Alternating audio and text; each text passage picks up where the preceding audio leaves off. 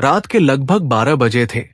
बिहार के कुंदनगढ़ गांव में अक्षय अपने कमरे में गहरी नींद सो रहा था। तभी अचानक उसके दरवाजे पर जोरदार दस्तक हुई। इतनी रात को कौन हो सकता है?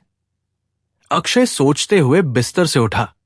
घड़ी में 11 बज रहे थे और इस समय तो गांव में सभी लोग आधी नींद में होंगे।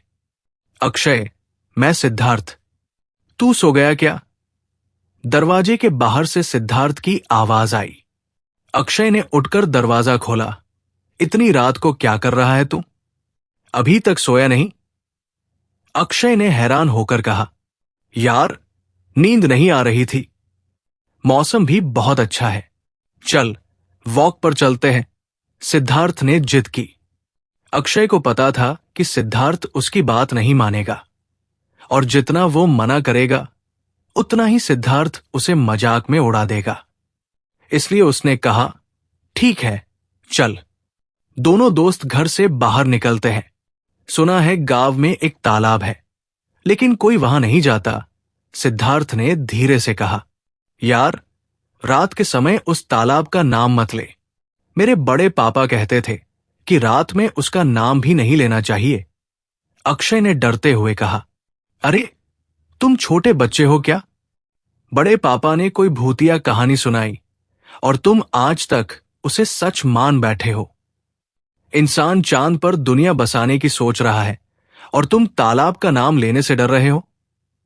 सिद्धार्थ हंसी में बोला, यार, ये मजाक नहीं है, छोड़। हमें बस थोड़ी दूर तक चलना है, तालाब के पास नहीं जाना है। अक्षय ने फिर से कहा, ठीक है, ज्यादा पास नहीं जाएंगे, थोड़ा दूर बैठेंगे, पक्का? सिद्धार्थ ने कहा। दोनों दोस्त तालाब से थोड़ा दूर जाकर पत्थरों पर बैठ गए। वे सिगरेट जलाते हुए बातों में खो गए। ये जगह कितनी शांति से भरी हुई है। सच में, यहां क्यों नहीं आते तुम लोग? मैं तो अब हर शाम को यहां बैठने आऊंगा, सिद्धार्थ ने खुशी से कहा। बात करते करते दोनों ने एक एक बोतल उठाई और तालाब के शांत पानी की ओर देखकर आराम से कश लेने लगे। तभी सिद्धार्थ ने कहा, तू यही बैठ, मैं हल्का होकर आता हूं। अक्षय चौंका। किधर जा रहा है? मैंने कहा था ना, तालाब की ओर मत जाना। लेकिन सिद्धार्थ हंसते हुए तालाब के किनारे पहुंच गया और झाड़ियों की ओर मुंह करके खड़ा हो गया। अचानक उसे ऐसा महसूस हुआ जैसे पानी के भीतर कुछ भारी चीज सरक रही हो। पानी के तल से बुलबुले उठने लगे थे। सिद्धार्थ ने इधर उधर देखा और अक्षय को आवाज दी, लेकिन अक्षय अब कहीं दिख नहीं रहा था। जैसे ही उसने पानी की ओर देखा, उसे अक्षय घुटनों तक पानी में खड़ा नजर आया, मुस्कुरा रहा था और इशारे से उसे भी अंदर आने के लिए बुला रहा था। अबे, अभी तो तू भीगी बिल्ली बना बैठा था और अब तू पानी में खड़ा है, सिद्धार्थ चिल्लाया। लेकिन अक्षय मुस्कुराता हुआ उसे बुलाता रहा। सिद्धार्थ ने दौड़कर तालाब में छलांग लगाई और अक्षय की तरफ बढ़ने लगा। लेकिन जैसे ही वो अक्षय के पास पहुंचा, उसने देखा कि वहां अक्षय था ही नहीं। सिद्धार्थ का सिर चकरा गया। अचानक उसने महसूस किया कि उसके पैरों से कुछ कसकर लिपट गया है, जो उसे पानी के अंदर खींच रहा था। वो घबराया। उसकी कानों में किसी भी आवाज का नामो निशान नहीं था। उसे अब समझ में आ गया था कि वो किसी अदृश्य शक्ति के प्रभाव में है। पानी में घुसते ही उसे एक भयानक आकृति नजर आई, जिसका शरीर गंदगी से ढका था। उसकी भीषण गंध और भद्दे रूप ने सिद्धार्थ की चीखें निकाल दी। वही आकृति सिद्धार्थ की गर्दन को अपने सड़े हुए हाथ से पकड़कर उसे खींचने लगी। कुछ पल बाद सिद्धार्थ की चीखें पानी में घुटने लगी। इस बीच अक्षय गांव की ओर दौड़ पड़ा और रोते हुए गांव वालों को तालाब में हुई घटना के बारे में बताने लगा। देखते ही देखते पूरा गांव तालाब के पास इकट्ठा हो गया, लेकिन कोई भी तालाब के अंदर जाने की हिम्मत नहीं जुटा पाया। गांव के बुजुर्गों ने कहा, यह तालाब में पानी का राक्षस पंडुबा रहता है। फिर सबको बताया कि यही पंडुबा पिछले कई सालों से गांव वालों को अपना शिकार बना चुका है। अक्षय खुद को दोषी मानते हुए गांव के सभी लोगों से कह रहा था कि वो कुछ नहीं कर सका। मैं उसे बहुत समझाता रहा, लेकिन वो मेरी बातों को नजरअंदाज करता गया। गांव वाले उसे दिलासा दे रहे थे, लेकिन अक्षय का मन इसे स्वीकार करने को तैयार नहीं था। सिद्धार्थ की मौत के बाद उसकी हालत बहुत खराब हो गई थी। अगले दिन सुबह कुछ गांव वाले तालाब में गए और सिद्धार्थ का शव वहां पानी में पड़ा हुआ पाया। सिद्धार्थ का शरीर बहुत भारी हो चुका था और उसकी आंखें गायब थी। हर जगह रेत और कंकर भरे हुए थे। ये किसी इंसान का काम नहीं है, ये पंडुबा का काम है, डॉक्टर ने रिपोर्ट में कहा। सिद्धार्थ का पोस्टमार्टम करते समय यह स्पष्ट हो गया कि उसकी मौत पानी में घुटने से हुई थी, लेकिन जो तरीका था वो बहुत अजीब था। गांव वालों ने बताया कि पंडुबा ने पहले भी बहुत से लोगों को इसी तरह पानी में खींच लिया था। अब तक किसी ने भी तालाब के पास जाने की हिम्मत नहीं की थी। अक्षय को सिद्धार्थ की मौत के बाद गहरा सदमा लगा। उसे यकीन नहीं हो पा रहा था कि उसका दोस्त अब कभी वापस नहीं आएगा।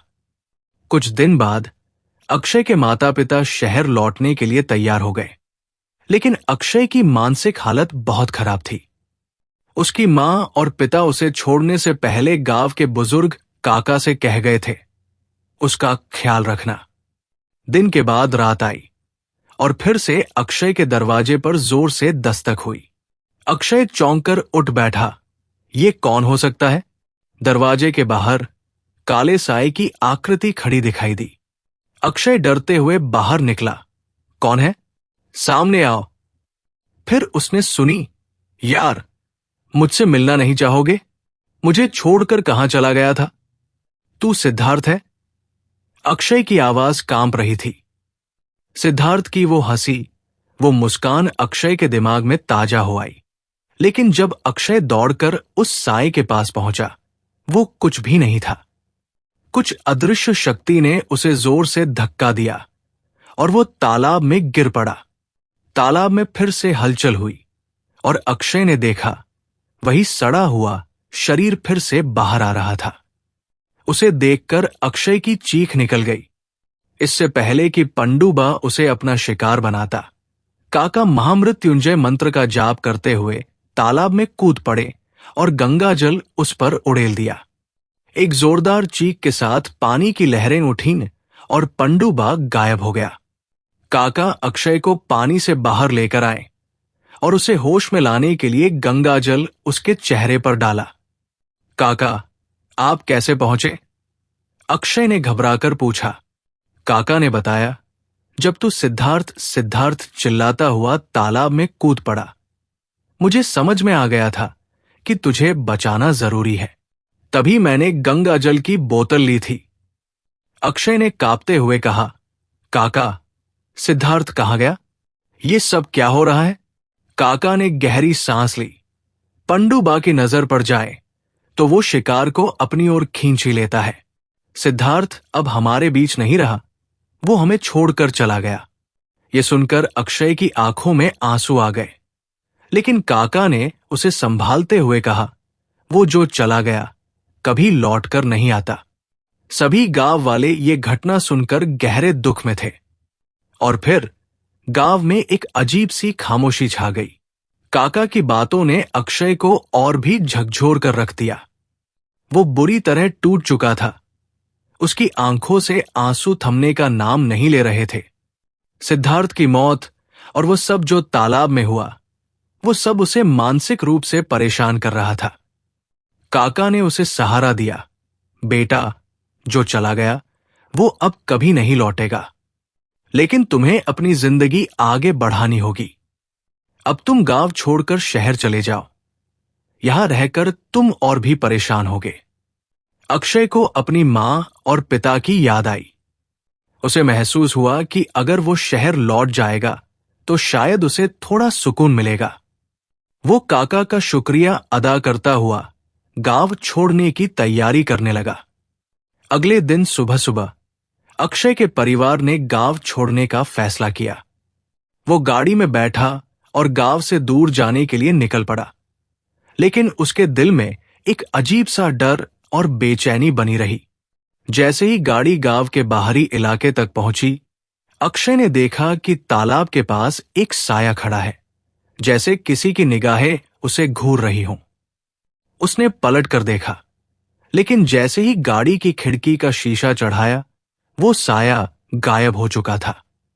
वो और भी घबराया हुआ था, लेकिन उसे समझ में नहीं आ रहा था कि वो क्या महसूस कर रहा है।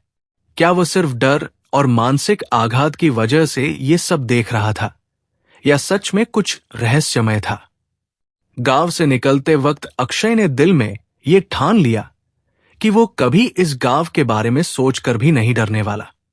सिद्धार्थ की मौत ने उसे एक गहरी सीख दी थी कि जिन चीजों को हम नहीं समझ सकते, उनका सामना करने के बजाय उन्हें अपने पीछे छोड़ देना चाहिए। शहर लौटकर अक्षय ने सोचा कि वो इस घटना को भूलने की कोशिश करेगा, लेकिन कभी कभी रात में जब वो अकेला होता तो सिद्धार्थ की यादें उसे घेर लेती। उसे लगता कि कहीं न कहीं सिद्धार्थ का अंधेरा साया उसके आसपास है। कभी कभी वो रात में जागकर अपने कमरे की खिड़की से बाहर देखता और उसे लगता कि कोई उसे देख रहा है। लेकिन समय के साथ अक्षय ने धीरे धीरे खुद को उस भय और शोक से बाहर निकाला। वो जानता था कि कुछ चीजें समझ से बाहर होती हैं और हमें उन पर ज्यादा ध्यान नहीं देना चाहिए। सिद्धार्थ का निधन एक अनजानी और भूतिया घटना के रूप में हमेशा उसके जीवन का हिस्सा बना रहेगा, लेकिन उसने ये भी सीखा कि जीवन चलता रहता है और हमें अपने डर को पार करके आगे बढ़ना होता है। अंत में अक्षय ने खुद से कहा, अब वो सब अतीत बन चुका है। सिद्धार्थ जहां भी है वो खुश होगा और मुझे भी अपनी जिंदगी में आगे बढ़ना होगा। वो अपनी जिंदगी को फिर से नए सिरे से जीने लगा, लेकिन कभी कभी रात के सन्नाटे में उसे एक खौफनाक आवाज सुनाई देती थी, जैसे वो आवाज सिद्धार्थ की हो, जो उसे फिर से बुलाने आ रही हो। ये कहानी खत्म होती है, लेकिन क्या ये सच में खत्म हो गई? क्या पंडुबा की ताकत पूरी तरह खत्म हो गई?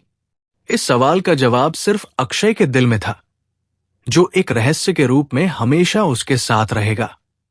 अगर आपको कहानी पसंद आई हो तो कृपया हमें सब्सक्राइब करें और हमें बताएं कि क्या आप और ऐसी डरावनी कहानियां पढ़ना चाहते हैं।